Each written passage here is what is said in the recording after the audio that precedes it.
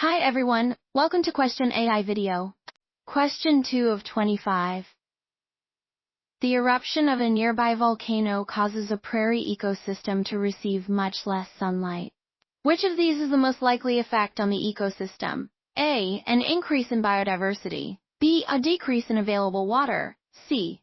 A decrease in plant growth. D. An increase in immigration to the area. Want the full explanation? Check out the details below for the complete answer.